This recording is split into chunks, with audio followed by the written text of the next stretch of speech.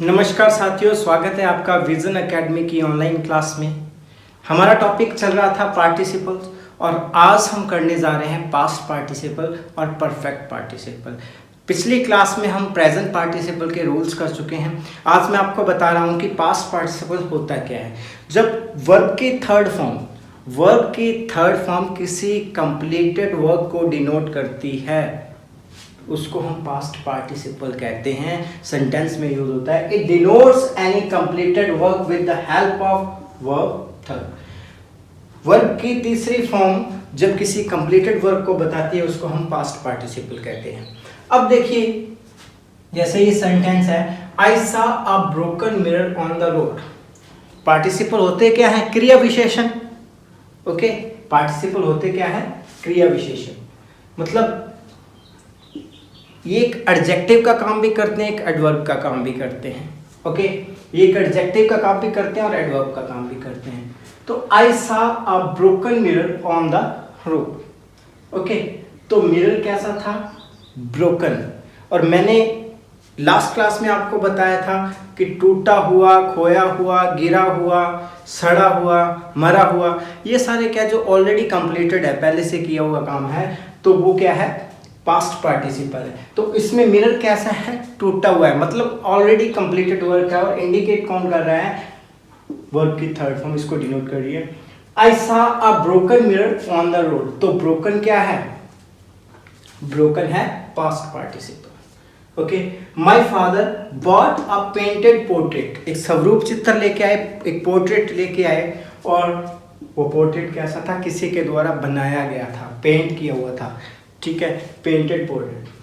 ठीक है, उसको पेंट किया हुआ था। ओके, तो my father bot A painted portrait. तो इसमें पेंटेड वर्ड क्या कर रहा है? पेंटेड वर्ड बता रहा है कि वो पोर्ट्रेट पहले से ही पेंट किया हुआ था, बनाया हुआ था।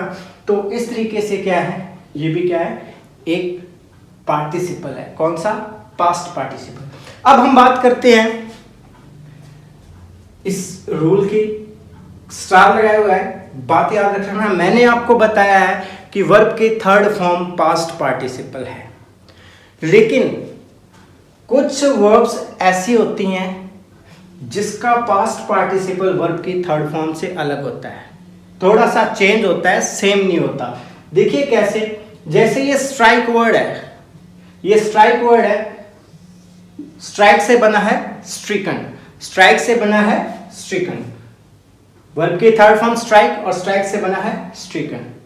श्रंक से बना है श्रंकन, बाउंड से बना है बाउंडेड, मेल्ट से मेल्टन, ड्रंक से ड्रंकन, और शंक से शंकन। ये वर्ब की थर्ड फॉर्म है, लेकिन पास्ट पार्टिसिपल के रूप में हम इसको यूज नहीं कर सकते। ये वर्ब की थर्ड फॉर्म है, लेकिन पास्ट पार्टिसिपल के रूप में हम इसको यूज नहीं कर सकते।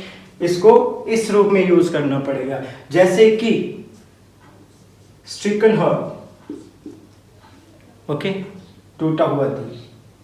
ओके, श्रंकन क्लोथ, सिकुड़ा हुआ कपड़ा, बाउंडेड लेबर, बंधुआ मजदूर।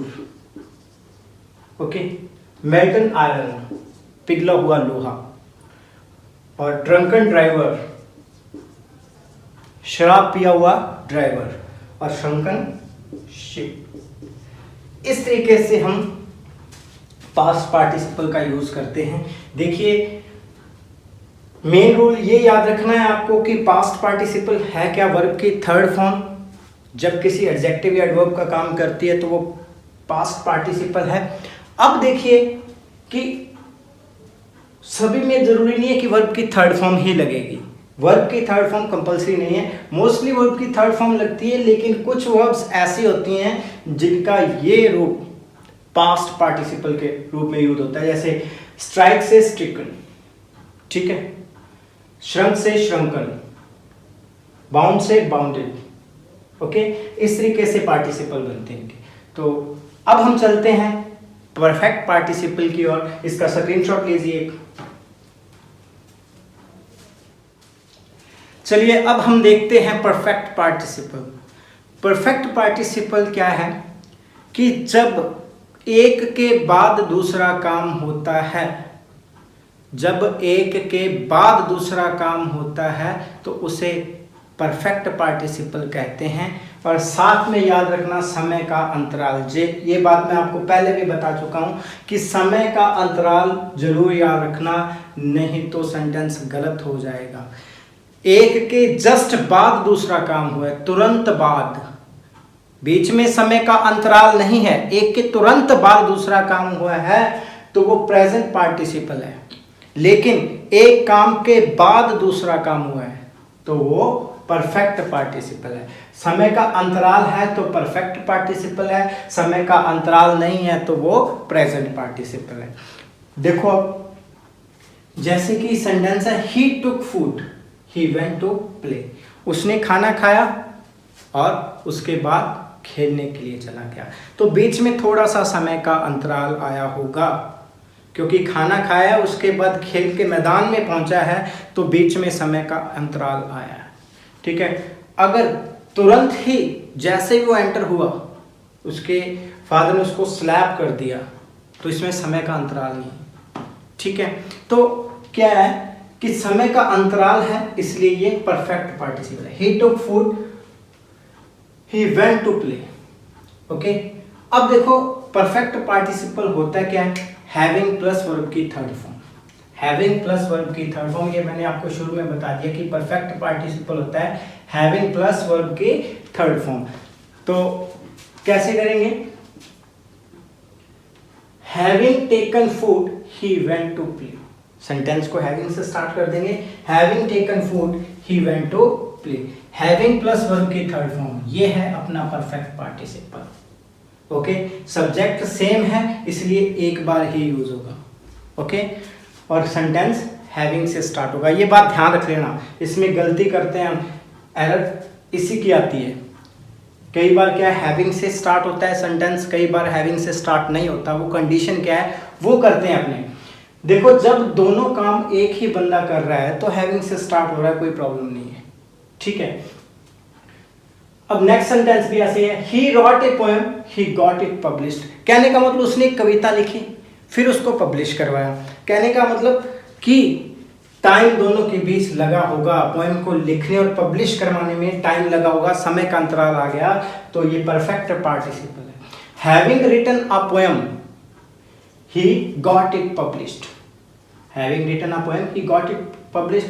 तो दोनों का सब्जेक्ट सेम है, काम एक ही बंदा कर रहा है, तो सेंटेंस हमारा हैविंग प्लस वर्ब की थर्ड फॉर्म से स्टार्ट हो जाएगा। ठीक है, ही रॉट का हैविंग रिटन आ जाएगा क्योंकि दोनों का सब्जेक्ट सेम है।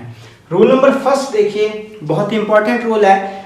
रूल नंबर फर्स्ट कह रहा है कि यदि दोनों कार्यों का कर्ता अलग अलग हो तो हैविंग प्लस वर्ब की थर्ड फॉर्म का प्रयोग पहले सब्जेक्ट के बाद होता है।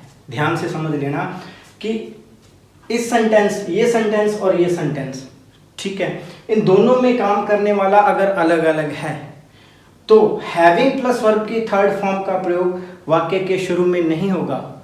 जो पहले सेंटेंस का सब्जेक्ट है ना उसको लिखने के बाद यूज होगा। देखो कैसे, हैविंग राइजन द सन, ये सेंटेंस लिखा है having risen the sun the fog disappeared, तो ये सेंटेंस क्या है, रॉन्ग है, ये सेंटेंस गलत है क्योंकि इसमें सूर्य और इसमें फॉग दोनों के सब्जेक्ट अलग अलग हैं। अगर सब्जेक्ट अलग अलग हैं तो अकॉर्डिंग टू रूल होना क्या चाहिए कि हैविंग राइजन जो है इस सब्जेक्ट के बाद आना चाहिए। तो हमारा रूल क्या कहता है कि ये सेंटेंस कैसे बनेगा, the sun having risen the fog disappeared. जैसे ही सूर्य उगा, सूर्य उगने के बाद धुंध चली गई, कोहरा चला गया।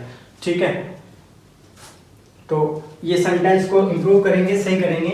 तो the sun having risen, the sun having risen, the sun having risen the fog disappeared. Okay, अब ये सेंटेंस करेक्ट है। पहले क्या था कि इसका सब्जेक्ट और इसका सब्जेक्ट अलग अलग है, दोनों के कर्ता अलग अलग हैं, तो हैविंग वर्ब की थर्ड फॉर्म का प्रयोग पहले वाले सब्जेक्ट के बाद होगा। यहाँ पहले सब्जेक्ट आएगा फिर लगाएंगे, हैविंग वर्ब की थर्ड फॉर्म से सेंटेंस शुरू नहीं होगा। तो ये दोनों चीज़ें ध्यान रख लेना कि दोनों सेंटेंस में दोनों तरफ काम एक ही बंदा कर रहा है तो हम सब्जेक्ट एक बार ही मेंशन करेंगे, तब क्या होगा, हैविंग प्लस थर्ड फॉर्म से सेंटेंस शुरू हो जाएगा। लेकिन दोनों का कर्ता अलग अलग है, दोनों का कर्ता अलग अलग है, तो पहले वाले का कर्ता आएगा फिर हैविंग थर्ड फॉर्म लगेगी, second sentence as it is वैसे लिखते हैं।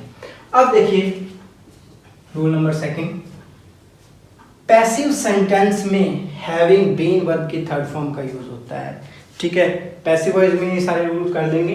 तो पैसिव का सेंटेंस है यानी कि काम किसी के द्वारा हो रहा है, पैसिव का सेंटेंस है, तो हैविंग प्लस वर्ब की थर्ड फॉर्म के बीच में बीन का प्रयोग होगा, क्योंकि पैसिव सेंटेंस में हैज हैव हैड के बाद बीन का प्रयोग जरूर होता है। ओके, तो having been scolded by the teacher he left the class, मतलब क्लास टीचर से डांट खाने के बाद वो क्लास छोड़कर चला गया। तो बाय द टीचर, इससे पता चल गया कि ये पैसिव सेंटेंस है, और पैसिव में हैविंग प्लस वर्ब की थर्ड फॉर्म नहीं आएगी, पैसिव में हैविंग प्लस वर्ब की थर्ड फॉर्म नहीं आएगी, हैविंग बीन वर्ब की थर्ड फॉर्म आएगी।